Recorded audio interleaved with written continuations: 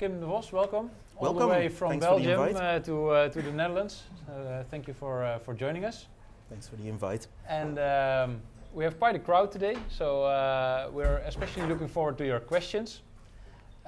Because Kim is for me, a very special person. I know him since more than 3 years, I think, for now. Mm-hmm. We've met in Antwerp. I remember that we were standing on the second floor, and that was the first time we met. And directly we had quite some intense discussions about Bitcoin and the future of it. And with your podcast, the Alles voor Bitcoin podcast, which is a Dutch podcast, you are always really expressive. So Kim is really someone who tries to challenge everything we are working for in Bitcoin. And that's what I really like. He's one of the most critical voices. And he coined the term Bitcoin brutalism because we have Bitcoin maxis. As you can see here, there are a lot of Bitcoin maximalists. We believe only in Bitcoin. But there's one gradation further than Bitcoin maximalism, and that's what Kim basically represents. That's Bitcoin brutalism. And then you want to know, of course, what that is, but then I have to ask that to you. Okay, so Bitcoin brutalism to start. Welcome everyone. Thanks for coming and showing up for this. With my podcast, I wanted to introduce some sort of criticism, but also represent a local. For me, in Belgium, is local the community there. And Bitcoin brutalism came from that trope of maximalism, which is kind of like you're busy only with Bitcoin, of course. And we share that here with most of the people, I think, or everyone. And but if you're looking at architecture, there was like brutalism at some form, in some form, and it's just a building that stands there. And usually, in some cities, there's that one really ugly building in the middle somewhere, or an industrial complex, but it keeps standing, even if some people really love it. In the design or in its like the atmosphere that it brings, or they reshape it into something else, like a factory is made into a building complex or a school even. Whether you really like it or really like to look at it or not, it keeps standing. So all those really hype houses next to it that have really fancy designs with new architecture, they burn down, or the first storm that comes, or they get torn down because it's not fancy anymore or not in fashion anymore. And that one brutalist building just keeps standing there because it's, well, you need to maintain it, of course. It's high maintenance, but on the other hand, you can't destroy it. Well, if you really want to, you have to like bomb it, but it's on itself, it just keeps going. It's kind of a metaphor of like what Bitcoin is. Some people say, yeah, it's too slow, or it's ugly code, or I don't like it. Like this, the shitcoiners all have criticism of it, and all the shitcoiners go away. They are that fashion house next to the brutalist building, and they burn down, or they don't find it in fashion anymore, and they build something else, and that brutalist building stands. So you can have criticism about it, or you can say it's ugly and I don't want to live there, or whatever. And it's still standing. So that's kind of brutalism. For me, it's kind of looking at Bitcoin like, okay, you can say what you want, and I admire that someone says like, oh, I'm building something else and it's no good and whatever. Yeah, nice, dude. And I express that you exist, and I acknowledge that, but you're just a fashion cycle. And next year you're gone probably with your shitcoin or whatever you do, and Bitcoin still stands. So that's kind of the metaphor behind Bitcoin brutalism. Yeah, and then I'm actually curious because you started the podcast in Dutch, but before that you happen to have a podcast which basically also shows something about your more technical background is in history. Yeah. You had a history podcast, which was in English, Yes. if I'm correct. So what made you switch then from The prize, of course. No. The interest of Bitcoin was there, of course, but after a while, I did that history podcast for like 6 years, and it was really intensive for research. So it was before the time that AI was prevalent. Like I want to know something about this, and the whole shebang comes out of it. It's like you had to go to a library or search something on microfilm and like look it up for real, and then think for yourself, write the text and so on. It was very work intensive, so proof of work. But after like 6 years, I was done with it because it was not fitting in my schedule anymore. And then I made the mistake of starting a Bitcoin podcast, which was more intensive even, but on a whole other level. So yeah. But also research-wise, right? It has bit some of research, similarities. but okay. To be honest, if you need to research, like let's say the history of a Belgian company that fitted in our history, and you really want to contact the people and tell everything about that company, it's quite intensive. It's not comparable to like telling what you think about something that happened in the news on Bitcoin, for example. But you have to do some level of research as well. But it's not comparable, to be honest. Okay, so the proof of work was in that sense a little higher. less, yeah. And then if you look at Bitcoin by itself, so how long have you now been running the podcast? Exactly 3 years today. Exactly. Yeah. And are you going to fulfill the 6 years, or just like the history No, podcast? my cycle ends here. So today I sorry to say, but I will end the podcast at 3 years because that's a beautiful round number to stop. And it's not a full cycle, so it's not 4 years, but it's 3 years, which also gives the incentive to other Bitcoiners in Belgium or outside of Belgium to do something and step forward and say like, okay, I'm gonna fill that void because that guy is finally gone, and now we can jump in and sell our referral links or whatever. No, yeah. I hope that doesn't happen. But it's been enough. It's good. It's okay because I think I said everything that I wanted to say within Bitcoin. There are things to tell still, but I rather write them down, and that's what I'm doing now. Yeah, writing. Yeah, and we've seen the articles that you have presented now lately. So the most recent one is about conferences. Yep.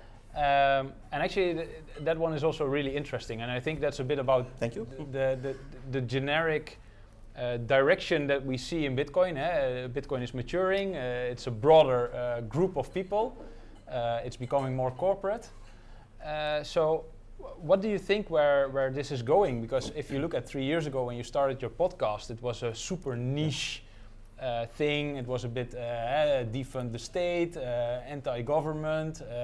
It was more technical. You would only see some really technical guys on a meetup.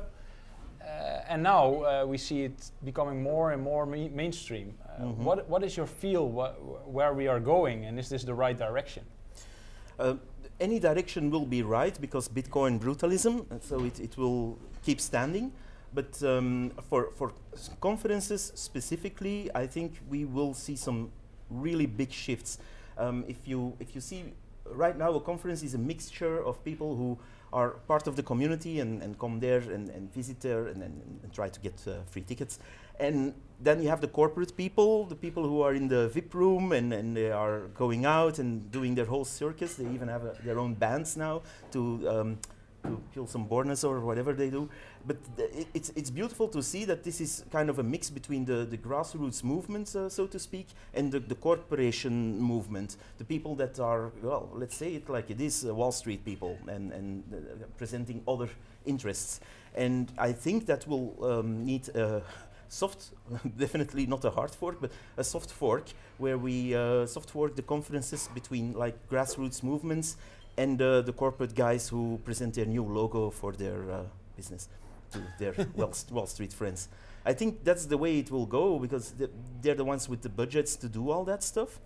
And they talk to each other mainly. If you hear some people, I'm not going to name names, in the industry talk on stage about Bitcoin in general, they are talking about their own profitability of their own company with a small detour for, yeah, let's like Bitcoin, but they are not telling those one-liners for everyone in the audience, but for the people who listen in the corporate world.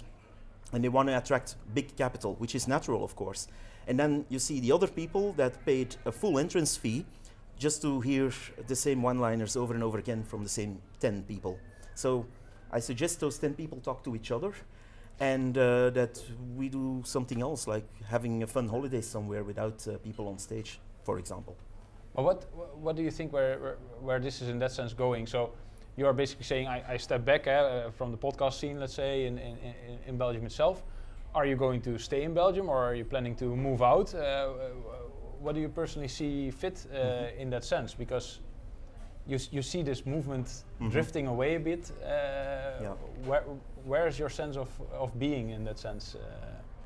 It depends on what Europe will do, and no, not Europe, the European Union will do, big difference. I'm just thinking about it, like many of us probably will do, about where this is all going. If they restrict freedom of movement, if they start to restrict certain things, and I'm not even talking about Bitcoin, but just pure the politics of it, I will decide then. But for me, it's decoupled from the Bitcoin story. It's totally different. If I wouldn't have touched Bitcoin ever, which I never did, of course, just a disclaimer. And so if I would have never touched Bitcoin, then I would still think the same about Europe, the EU, sorry. Yeah. So, yeah. Yeah, but Bitcoin is like for you maybe also a solution for the problems you see, right? There are some partly, yeah. So are you then planning? I'm not like fix the money, fix the world. I think that's a stupid one-liner, to be honest. I think people need to be fixed, and a lot of visions we have need to be fixed. Not only the money, but it all ties together to money. So we need some form of hard money, which is Bitcoin, to tie it all together. But just saying like, oh, we have a Bitcoin standard. Let's say like 80 countries are adopting Bitcoin. And now it's all solved. It won't happen, because in that world, those corporate entities that steered it that way will have all the power. I'm not saying there will be no differences. There will be positive repercussions for that, because you have not the ability to endlessly print billions for whatever you want. But on the other hand, I don't see it happen like that, to be honest. I don't think. But that's an interesting question. Are you? When corporates really grasp Bitcoin, let's say, and you just have a bank account again, then we are exactly in the same system, right? Yeah. Instead of the gold standard beneath it, like in the old days, then you have the Bitcoin standard. Yeah. If that's the kind of Bitcoin standard you have, it's quite different than most of us dreamed of, I think. And then it doesn't work, because if you don't have like base layer accessibility for normal people, then it becomes just a copy of what we are in, basically. So with the big difference that you have some aspects of Bitcoin that can't be denied. So I'm curious on how they will cope with that. But they have their means of having control. If you see some people popping up on conferences and in books and whatever you see, and on the news, you see that something is moving, and it's not grassroots at all. It doesn't. I compare it to the telecom industry. In the beginning, there were like these nerds that would plug routers in and order dark fiber and put BBSs in place and hack and do whatever they like to build a network. And then after a few years, the suits came, and then you get mastodons like T-Mobile or whatever, and those soulless companies that, well, wreck everything and don't care about like the beauty of communications online. And I think the same is happening right now with Bitcoin, only we are looking at it and we are seeing the T-Mobiles of the Bitcoin world form before our very eyes. Yes. And what can we do then? That's a very good question. It's not my problem anymore. So you leave us with it. What can I say? There are really smart people who can think of something, but I think activism is an important role in that. If you think that everything is always okay, and you stand like, oh yeah, nice idea, oh that company comes with a new hardware wallet, really great, everything is always really great, just to keep in line with the narrative, then that's maybe something in software we have this red team and black team, blue team and red team, and they kind of challenge each other to like attack or hack or social engineer their way in. And maybe we need to be that, but a purple team. Like we have both. We can challenge internally and say like, oh, for example, I have a service and I don't like it, and you can say that, and you get not shunned or shut out because you dare to tell something that's not in the majority's line. We have to be different. Yeah, that's maybe a key. Yeah, and that's what you have been doing. So we have another Dutch podcast, for instance, Bitcoin School. I think Paul is also somewhere here. And I remember that you were really like commenting on Bitcoin Skull too, you know, like, Yeah. oh, what are they We going to we shill talked in the about that, future, yeah. right? No, but Yeah. what are they going to shill in the future, and who is going to do their referral links or whatever, you know? Like, you're critical on this, and I think in extension you also brought some hardware wallets. Yeah. So you, But I want to comment on that Yeah. first, because that was also a discussion about the value and value for value, but also like in general, I think there are too many things going on that just see at the short term gain and explanation of something, which is sometimes very educational and good. But on the other hand, what are you doing in the long term? And my criticism is not on one particular person, because we talked about that, and it's okay. But in other areas, you see, like, for example, I got some backlash on just daring to say that Bitcoin and value for value doesn't work, or doesn't work like it should. And then someone said, yeah, you're very self-serving. Okay, my podcast is for free, dude. What am I self-serving about? Yeah. And it's, yeah, but okay. And you have a whole discussion, but also like, I don't think it works, because on one hand, you have like, in the Bitcoin world, you have like people who sit on $40 billion of worth of Bitcoin, if you count in fiat. And on the other spectrum, on the end of the spectrum, we have like podcasters, artists, devs, web builders, people who build something useful, who scrape together $100 to eat that week. I don't understand that. Why don't you support your ecosystem that you thrive on to sell to your corporate guys? I don't know. I don't have the answer. Is it that hard to, let's say, like put a few €1,000 in a grant for something cool? some people do that, but Yeah, it's not it's not not enough. them. No, It's not much. No, and It's not too. It's not happening like it should. Yeah, and then what I like so much is, again, you have been critical about certain aspects and also try to warn people for certain directions that it might go in the future. And that's what I really like. So also, again, you brought some hardware wallets. Okay. And I want to hear your story about it, props. because but this is super important and super interesting, because I have a company, Bitcoin Brabant, that actually sells hardware wallets, and you have been really outspoken about them. So I think it's really important to also, show your challenges and the risks that are there and that you see. So I think it's interesting what you brought. So. Okay. There are two challenges there. The first one I want to say is the supply chain. I worked for a company years ago that built hardware, not for a Bitcoin company, that was before that time, but routers and that sort of stuff. And they repurposed the circuit boards that were used in rockets. And they used that for all kinds of things. Other chipsets, other programming, and so on. What I learned from that is it's easy to manipulate that. And we've seen recently in some Middle Eastern country that did shenanigans with like walkie-talkies and the lots, that it's not that hard to even put explosives in a device. How hard would it be to put something else in, let's say this? If one developer somewhere is hacked or whatever, you can maybe have something else in here. Is your seed phrase generated by this stuff? Yes. Nice. Cool. Yeah. Maybe someone else has that seed phrase already. You don't know. Yeah. Because it's maybe pre-planted. That's just one aspect, just to say the supply chain in general. And the second aspect I have is we don't test enough. That will be one of the blog posts I do. It really frustrates me. This is known, and my pin is on the back for security reasons. So this is a Cold Card V1 or Mark 1, I should say, and this is broken. It's bricked. Because I tried to upgrade it the way they told me on their website, I put it on an SD card, put it in, upgrade it, and it was bricked. Afterwards, I searched like, okay, why? And I accidentally clicked the wrong link, and it was for the Mark II, which was just released back then. And yeah, this is broken now. And it's like, okay, cool. And then they can say like, oh, it's the user's fault. He was so stupid, he clicked the wrong link. There is no internal check on like, is this the wrong version or not? So if you put a file in there and say like, this is the version 1 firmware, but it isn't, it doesn't check it. It just flashes the stuff and you're gone. It's like, what? why do you release this piece of shit anyway like that? The same for this. This doesn't work anymore either, because the pin code entry is not working anymore. Whatever you do, you can't get in. I found a way to get in there, but it's the normal users wouldn't get in there anymore. And it was like 1 month old.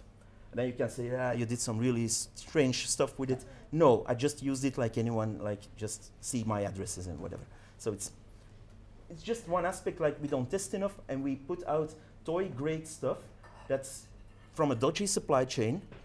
And those are just 2 examples. There are far worse examples, because Coldcard is actually, certainly the later versions are good, but just 2 examples I have. No, but I don't do hardware products anymore, so these were the last ones. But the interesting thing is you wrote a lot of blog posts also about generating your seed yourself and about the optionality there.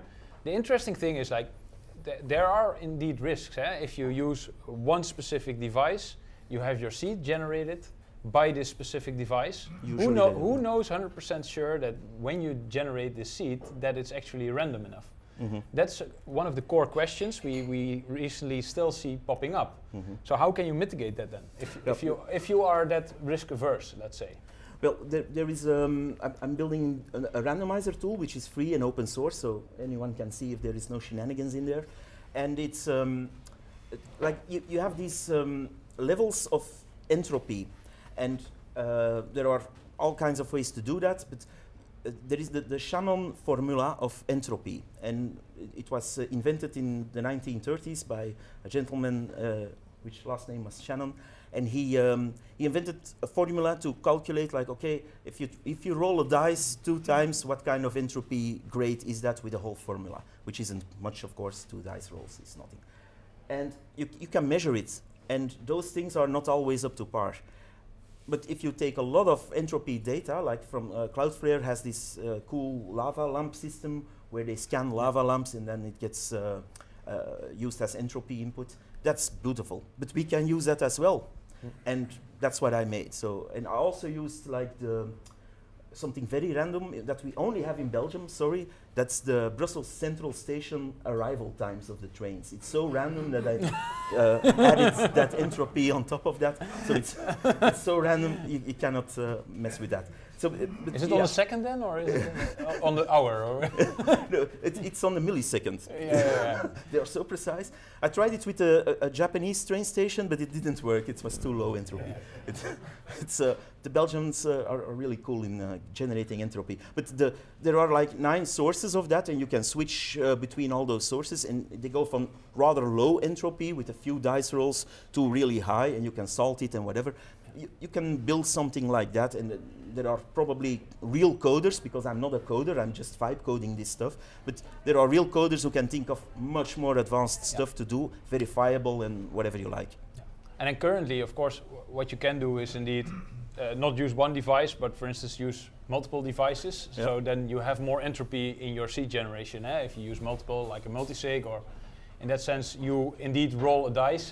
256 times you roll a dice, you have a checksum, and put that in. Yeah, then there's a totally different randomness than if you generate it with the machine, which you might yes or no trust.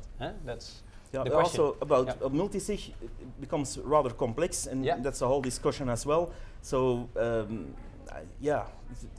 until a few years ago, you could like put a 2 out of 3 multisig with Blue Wallet, and if you lost the first one, then you were screwed basically, because I don't trust it, to be honest. Yeah. But there are modern ways to do that. I know a few. It's getting better. It's getting better. But there's still a long way to go. A layer of complexity that's not always for everyone. Yeah. Then other things you were thinking of mentioning, because we're approaching time already. In general, I think we see the Bitcoin space as something that's really good, because we all like Bitcoin, and we have to really look critical at some aspects of it. If you look at, for example, the tsunami of Bitcoin books, for example, it's like crazy. Everything is a bestseller. Everyone is a best-selling author and whatever. It's just too much. And some books are really great, and I really like them. And if they are niche, like okay, we're going to explore some of the history, and it's really fascinating. But it's too much in the end. I guess that in like 5 years, I will be the only Bitcoiner who didn't write a book yet. I will try to. But you are now publishing everything online. That Yeah, you write. it moves too fast to not. If you want to write something, just put it out there, and so the community can live and say like, okay, I don't agree with that, or have some sort of discussion. If you write 3 years, 4 years on a book and finally get it published because your editor is tired of you and you push it out, yeah, that's really cool. But in the meantime, you're outdated. Your ideas are outdated probably. Yep. If I write the thing I told about conferences, if I write that in 4 years, it's not relevant. Yeah, and also open sourcing everything is like more in the ethos, right? Even more so. We've seen it with the Genesis book also, right? That he open sourced it first to get more input out of it, so that people actually can read through it, then come with comments or different inputs, and then you can improve whatever you write down anyway. So that's a question to all. Read everything he has he has published, and also come with comments on that. Yeah. And then now we are moving towards the question, because that's actually the nicest part that we always like here in Eindhoven. So who has a question for Kim? Nobody dares, eh? You get a brutalist answer, right? Yeah, I think I do. Okay. So we discussed. Wait, 1 sec. We have to. Yeah. We discussed a little bit that the cold storage or the hardware wallets, that they are somehow not trustable fully then, according to your theory. What I want to challenge you on then is, if we cannot trust that, then what are our other options? First of all, the thing that I think is their supply chain. We don't know much about most of them. I think Bitbox is doing something like making that public, where they source their parts, but most of them you don't know. It's like a black box and you get the parts wherever they come from.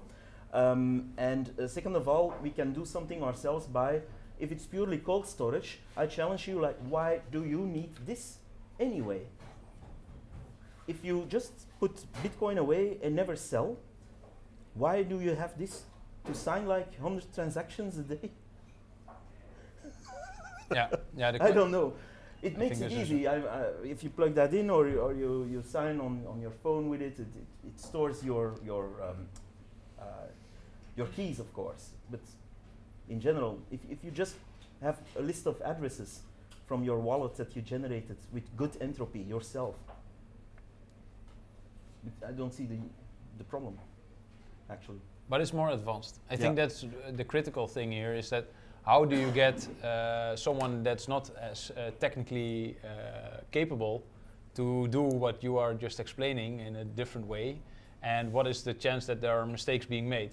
Mm-hmm. So a device is a much better entry point, and then there are indeed devices who are very open on the hardware side. So for instance, Foundation Passport, you can see all the hardware schemes. Mm-hmm. We even opened it to double check if every detail which is in there is actually there. It's similar with the Cold Card here. They're really public. Actually, Blockstream also was quite public about the hardware. But the approaches are totally different, of how to generate the seed and then how to secure the seed.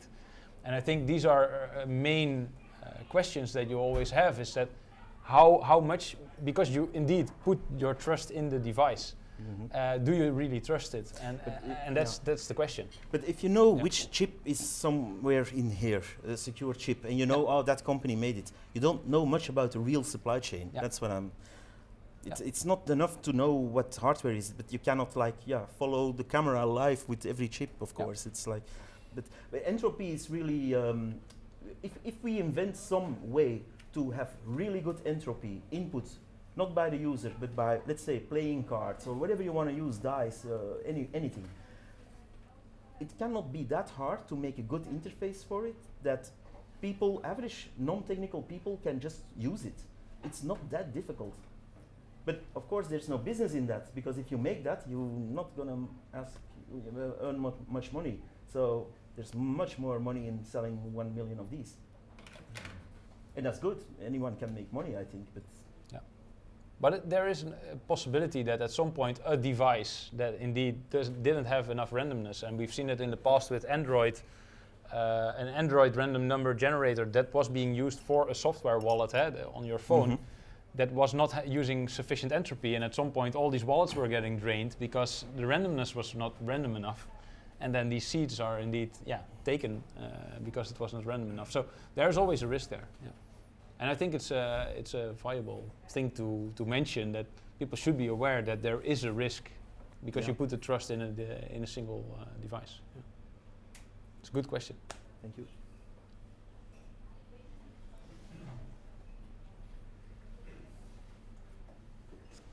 Following on from that, I've got a question for Kim, but also Bert. What your evaluation is of the BitKey? Because I'm hearing good things about it. Because it's kind of semi-custodial. But the user interface is very, very easy. So it's easy to onboard people who are maybe hesitant to go the full hog with a cold card or something like that.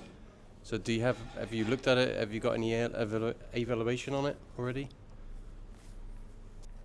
Never used it. I have no opinion. Yeah, for me, it's very simple. It's a device without a screen, so I can't verify my transaction on the screen of the device itself. So that's directly a no-go, because you want an external, non-internet connected device where you can actually check what you're signing, and that's impossible. And then the second thing is that it's a fingerprint locked device. So who lays your finger on the device? Like, you can put it on it, but I can also put your finger on it in some kind of way. So the security is for me an absolute no-go. I don't have any experience on it, but I mean it's maybe quite a low level of. It's easy to maybe to onboard people, to ask them to take custody of the keys, or is it better just to keep it on Strike or Crack on the? No, there's of course gradations. This is always the discussion that we have, right? It's exchange, get it off the exchange, of course. That's step one, but preferably do it with a device where you can actually check the transaction on. And there are quite some devices that are also easy to use.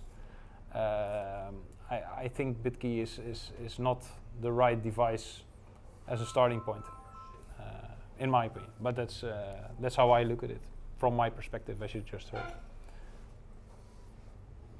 Kim, anything to add? I don't know the device, but what you already told about it, I think like it's a bad idea to lock it with a fingerprint anyway. But okay. Yeah. Other than that, there are more things about it, but the answer becomes too long. Yeah. I have a question for Kim. Bert, you're selling the seed signer, so what do you think about the seed signer? Because it's generic hardware you can buy anywhere. Yeah, it's cool if you put your own entropy generated seeds in there. It's probably okay. Again, you don't have to put your key in there. Just scan the QR and pull the plug, and it's gone. Yeah, it's probably better than buying off-the-shelf stuff, I think. But then again, it's technology. It's technology. If I put a seed on and I manage it with the seed signer, and I manage it also the same seed with like any of these wallets. And I also put it on, let's say, a steel plate somewhere or whatever, just non-tech. It will survive no matter what. So I think go low-tech. But how do you sign a transaction? If you don't, you don't. A brutalist that never signs a transaction. Okay. If I need, burn your keys. No, for real. If I need to sell something, which I don't, then I would use a software wallet. For example, for Lightning, if I want to pay someone for a cola in Lightning, I will use some app on my phone, and I accept that risk. Because we all know a phone, whatever is on there is not secure. We all accept that. That's okay. You're not gonna put all your Bitcoin holdings, hopefully, on your phone, and if you do, then you accept that risk. And the same with using any hardware or whatever. What I want to say is actually we almost adore all these hardware wallets. There are like 30 brands vying for our attention, and you see ads everywhere. And it's like if a new person comes into Bitcoin, there are three things they get confronted with, like ads for shitcoins, ads for hardware wallets and ads for exchanges. But it's a good point about the seed sign.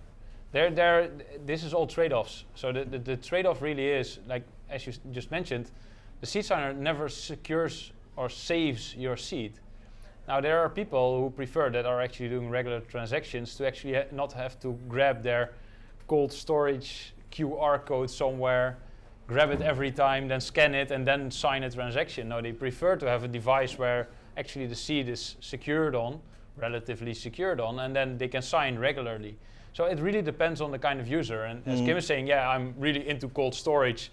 I'll put it there. Bitcoin only goes on it. There's never anything coming off it. Maybe the next generation will do it, but it's not going to be me. That's a totally different kind of thinking, a totally different kind of setup. And that's why in this range of custody, there is a lot to choose. And that everything is a different fit for everyone. And as you're saying, I think a very good first step could be a software wallet.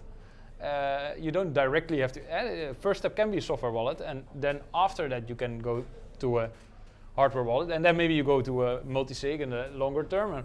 It's a step change, and it all depends on the person and also how you look at it. But I think it's a personal journey for everyone, and there's not a single device that's perfect, that there's not a single way to do it that's perfect. It depends really on how you look at the setup, who are the next of kin, how are you looking at it long term? Are you a brutalist that says my keys die with me and it will be better for Bitcoin? You know, like you can go in a very extreme way. So it really depends on the person, I think. Yeah. Thank you. Next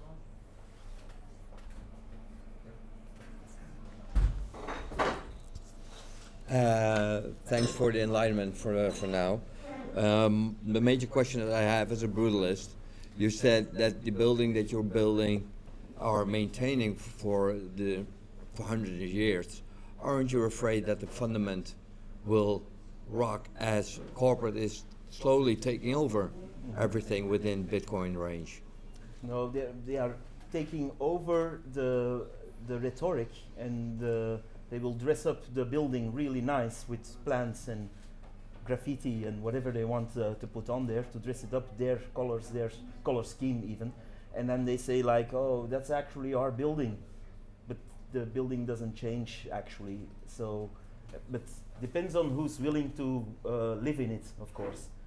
If we don't want to live in that building, then it just stands there. But if we take it over again, maybe we can just do that with nodes, for example.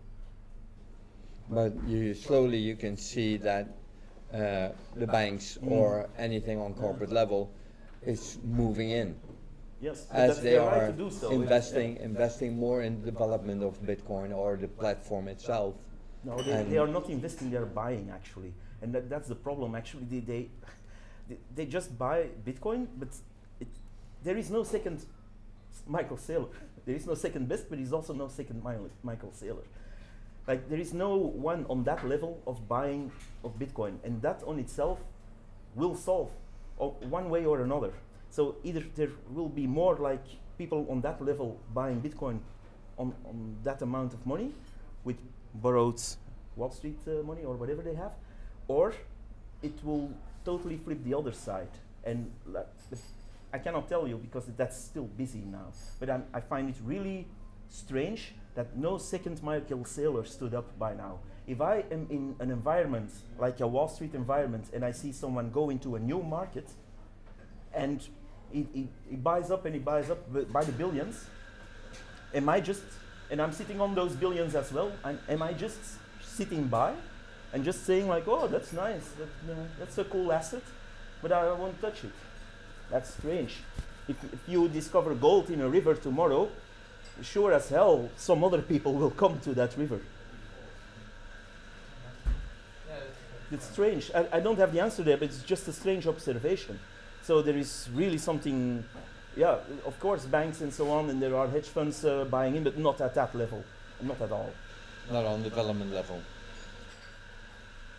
Yeah, but are they, yeah. Who is developing at the moment? Not Michael Saylor. What does Michael Saylor actually do for Bitcoin in development? Like, did he make any cool apps to onboard people, for example? Did he make a cool hardware wallet that really works? I don't see much. Okay. Thank you for that. Thank you. Other questions?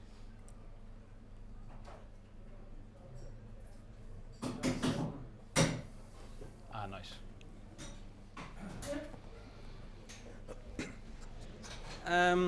What's your opinion about a little bit of decrease of transactions on blockchain at the moment? I didn't understand, sorry. There was a little bit of decrease in transactions. Okay. So what is your opinion about it? Yeah, it just happens if you, I have no opinion. It's like, if it's busy on the street, I see it's busy. If it's empty, it's like, yeah, cool. It's no opinion at all. It's not a, like, I was at a finance conference a few months ago where someone made a mention of the transactions on a shitcoin, doesn't matter which one. And they said, like, yeah, it's more popular and better than Ethereum now because there are more transactions. It's like, what? Okay, whatever. There are more shitcoins and tokens on there, so that was the reason.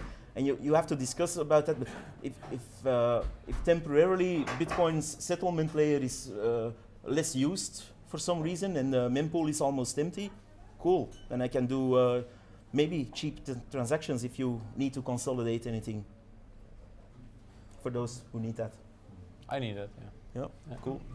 I'm very happy to see when it's rather calm in the street that I can actually consolidate my UTXOs, because I have a lot of them with Bitcoin Brabant. As you see so many transactions coming in, you have a lot of small transactions of like 100, 200 euros. And then, yeah, it only makes sense to consolidate it when it's not that busy in the street. So cool. Then you can consolidate them to larger UTXOs or actually buy some more stock. That's what I did last week, for instance. Then I buy a lot of stock with my Bitcoin. Also, the transaction fees are then very low, but otherwise it would be very high. So always make sure that you have your UTXOs or your unspent transaction output at a decent level, because if fees go higher and you actually need to spend some Bitcoin, you need to do a transaction, and you have all these small ones, you pay a lot, because for every little bit of Bitcoin you have on a separate address or on one address but with a lot of different inputs, you pay the price. So do that now. Yeah. When we're now recording this, it's very calm at Bitcoin.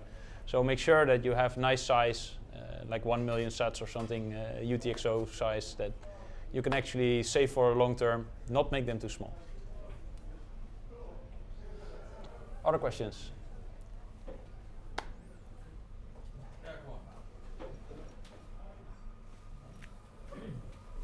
Just a general question. What is your belief or your vision of your insights for the next couple of 10 years for Bitcoin specifically? I think we will see a big battle about control of the narrative, and also something will break on the level of you cannot like keep $3 coming in and buying by the billions, and it piles up somewhere and with no repercussions, while on the other hand there are, let's say, developers, artists and whatever craving for every sat. It's a total discrepancy. We have hard money, and where will it evolve to if we don't? We have to use it ourselves, but we also have to get some input from it. I feel like something will break. The corporate people will have to come in and do something for the community, or the community will totally turn against them. I cannot understand, for example, that's something related to that. Right now, there are Bitcoiners still donating to the Peter Schiff address.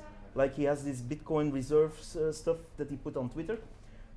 There are developers and artists and whoever who crave every sat, and then they give like thousands of euros on Bitcoin to that guy who breaks down Bitcoin every chance he gets for like 10 years. It's not good. So we need to break out of that mentality that also the pump my bags mentality, like, yeah, someone else will build a website, someone else will build an app, someone else will do a podcast, someone else will do it. Okay, cool.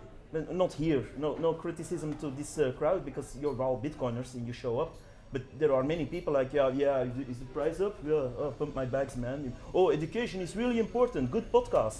And then you tell about your podcast and then they say, like, yeah, I actually didn't listen. Like, come on. So we need to evolve there, and I think we will see corporations step in to inject funds to really support the community. And if they don't, something will break somewhere. Because Bitcoin and any money is trust. Do you trust Bitcoin? And we trust the mathematics and the value proposition, of course. But if you don't have the community and some corporate guys are talking to each other and shoving billions from one side to another, it's, I don't know. I'm not in Bitcoin to see two corporate guys switch billions back and forward. They can do so, but I'm not in that for that. Well, what do you see happening in your opinion? Just what would you believe? If it's right or wrong, that doesn't matter. Okay. What would you think that will To happen be in the really next honest, 10? I think the corporate guys will completely wreck us and completely take us over as it stands now. If you push me to have an opinion on that, what I see right now, the BlackRocks of the world will really...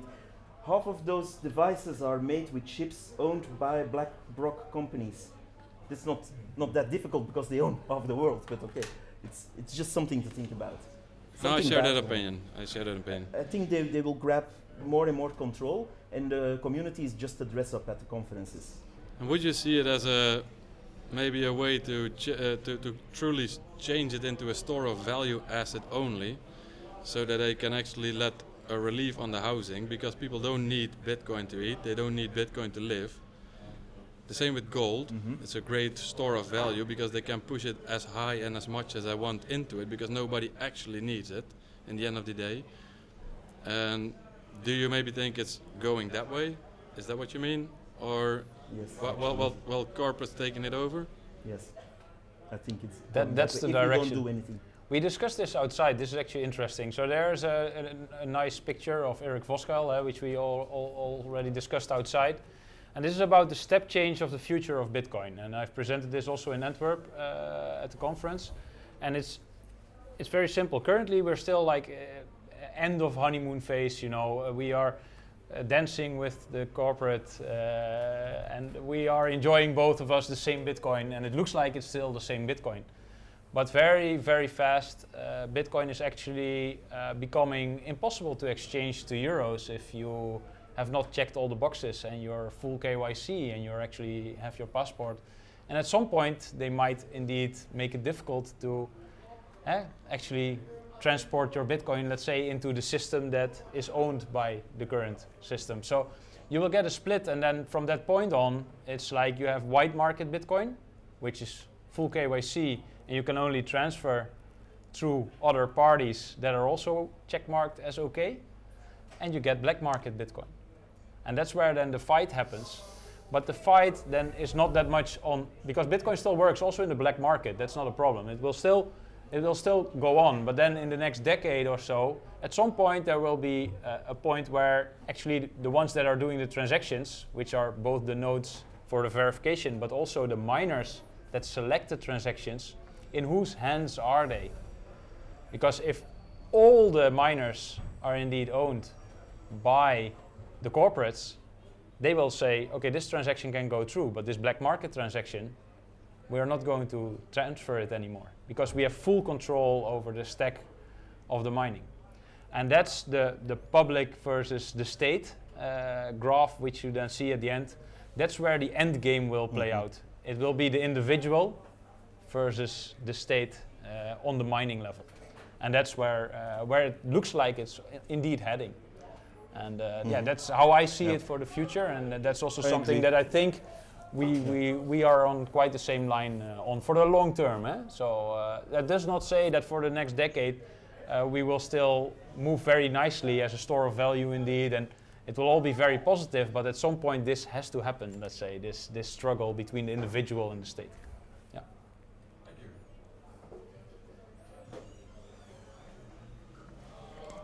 Any other questions? So my name is Philip. I have one question about the future. I know that I have a scare about the future because the government, when they start to see that importance of a Bitcoin, the value, the real value, I think, and the more and more adopters in the world, around the world, I think it's really worth to invest in security more and more for normal. Doesn't matter if you have a company or not to invest, or a simple person that you don't have company. How about your vision in 5-10 years about security? Do you think it's really worth to invest in security? Because, or is just alarmism? For example, in 5-10 years will be the same thing. Do you believe that the government or like a big company investor like as BlackRock see this and they understand the real value? Because for me it's inevitable. The Bitcoin is the future against inflation, for example, against the fiat currency.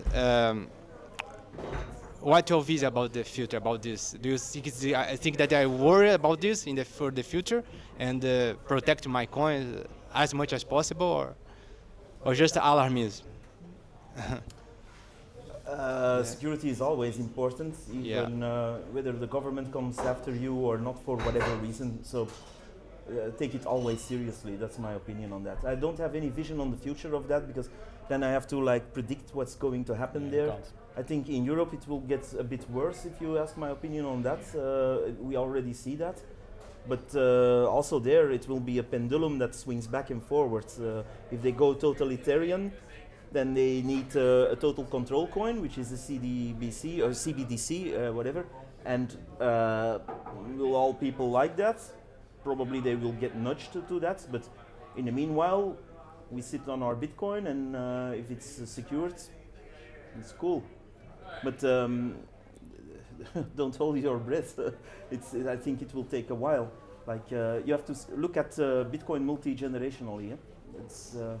Because sometimes I can imagine the scenario for 5, 10, 15 years, the scenario maybe will be more strict because the regulation, the government increase year by year. You know. It's restrictive, but that's what they do. They invent new laws and new restrictions every day because that's what they do.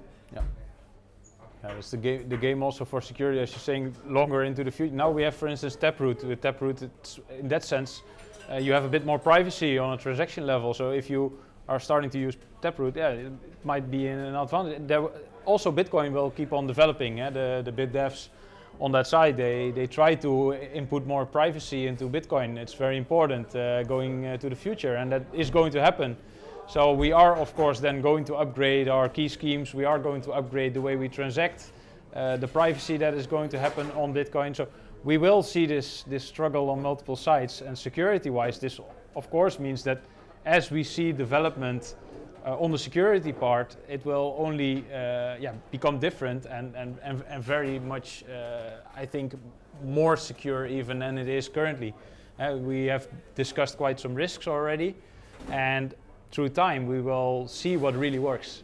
So I think the risk security in general, or Bitcoin adoption in general, or if you see how Bitcoin is evolving, I think it will only become more mass approved, but also better secured. So I'm seeing that as a positive future still, but yeah. No. Well, also, I want to add to that, we have hard money, we need to value that. Also that's from a good point. Security perspective. They don't have hard money. If they print their Mickey Mouse coins or they print their CBDC and they force you to get an app and get fake money for work that you do, we all know that's bad, but yeah, if they force you to accept that as money, on the back end you will see, even in countries like North Korea, there are people like on the border trading with whatever currency, not their own, to sell fish or whatever. So if you use the official government, whatever they use there, Kim Jong-un dollars or whatever, they can exchange that for the bad fish. But if you want a good one, pay in dollar or Chinese yuan or Bitcoin, maybe. Yeah, I wouldn't use Bitcoin in North Korea, to be honest. Yeah. But you get my drift. Like it's like some markets will always exist, even in such circumstances. Question also on this side.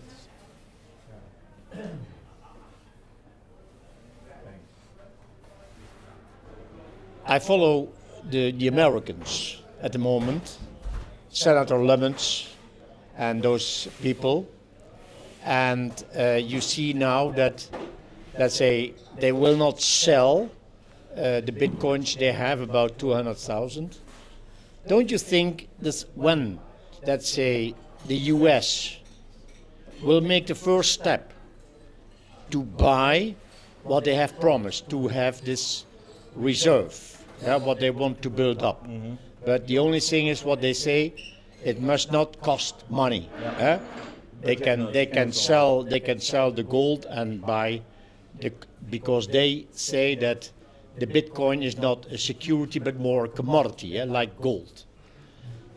And when they are starting, also the states, because many states are in different situation where they are, and only at the end that they can buy the Bitcoin.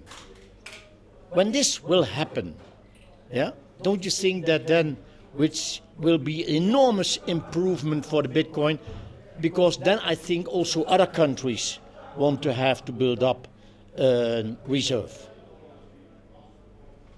That's what I feel, but I don't know if it's true. You're talking about price. I'm talking about price, but also the adoption for the Bitcoin. No, because adoption is that you and I use it. So we go to the bar and we say to Hans, can I have a beer? And I pay the beer to Hans, and Hans holds his Bitcoin himself and also spends it at some places where he actually uses it. Because then it's actually freedom money which we choose to use. If states really start to capture it, and then the people can only hold the Bitcoin via a derivative, let's say, then we have not succeeded at all. We might have a very high price, and then at some point they urge you to actually put your Bitcoin at this centralized entity, just like with gold in 1930s, 6102, boom, everyone has to give the Bitcoin to the state. It's illegal to hold it. And then where are we? That is not what we want. Exactly, it's not freedom. So that is the end game in that sense. So we have to be aware of that. It's not only about price. And the more important it gets for the US, and let's say 10 other countries jump on that bandwagon and start to do that, the more the price will indeed go up probably. But also, the more important it gets for them, the more important it will be to take your Bitcoin. Then you get a letter and like, we're coming and whatever.